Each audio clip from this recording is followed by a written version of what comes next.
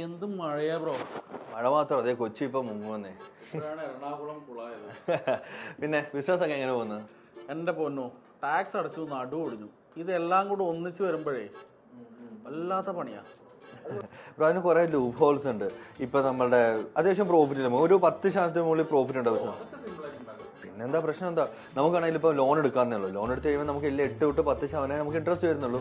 അതിനേക്കാളും കൂടുതൽ ചെയ്യും. അത് മാത്രമല്ല, ലോൺ നമുക്ക് ഇൻട്രസ്റ്റ് കുറച്ചും കിട്ടും. ബിസിനസ് നമ്മൾ പ്ലെഡ്ജ് ചെയ്യുകയാണെങ്കിൽ വളരെ കുറച്ച് ഇൻട്രസ്റ്റ് കിട്ടുകയും ചെയ്യും. അതല്ലെങ്കിൽ ഇപ്പോൾ കുറേ പേര് ചെയ്യുന്ന പരിപാടി ഉണ്ടല്ലോ, ഇന്ത്യയിൽ കമ്പനി ഓടിക്കൊണ്ടിരിക്കും, പക്ഷേ രജിസ്റ്റർ ചെയ്തേക്കുന്നത് എവിടെയാ? ദുബായിലായിരിക്കും.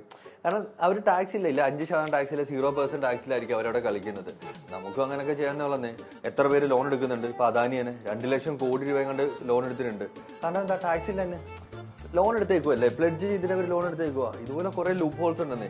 നമ്മളൊന്ന് ഇറങ്ങി തപ്പി നല്ലൊരു ചാർട്ടേഡ് അക്കൗണ്ടിനൊക്കെ കണ്ട് നന്നായിട്ട് നോക്കി കഴിഞ്ഞ് കഴിഞ്ഞാൽ നമുക്ക് ടാക്സ്